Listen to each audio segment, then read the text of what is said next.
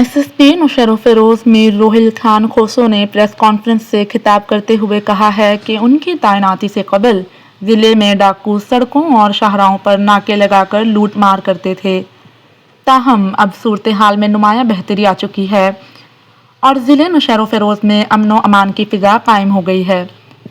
SSP ने गुज़िश्ता 6 माह की कारकर्दगी बयान करते हुए कहा है कि इस दौरान पुलिस मुकाबलों में 8 खतरनाक क्रिमिनल्स मारे गए, जबकि चोरी और डकैती में मुलव्विस 411 मुल्जिमान को गिरफ्तार किया गया, जिनमें 49 मुल्जिमान जख्मी हालत में गिरफ्तार हुए। गिरफ्तार मुल्जिमान से मजमूई तौर पर 232 गैर कानूनी असलाह बरामद किया गया।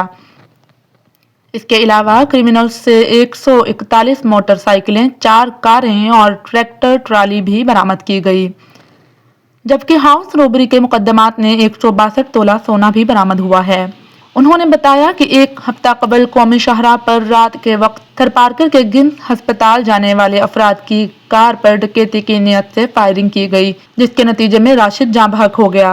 वाक़ये की फौरी तहकीकात की गई, जिसके बाद मुल्जिमान की शनाख्त मुमकिन हुई।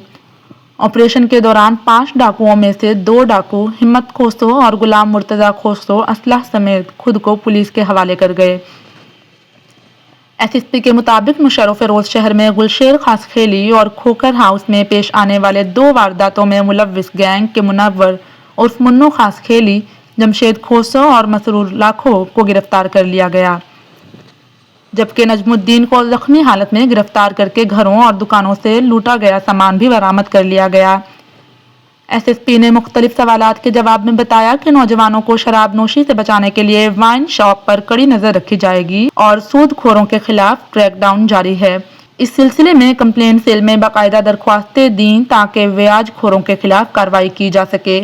सब्सक्राइब कयो अवामी न्यूज़ HD खे ऐं ताज़ा तरीन ख़बरुनि लाइ ॾिसंदा रहो अवामी न्यूज़ HD।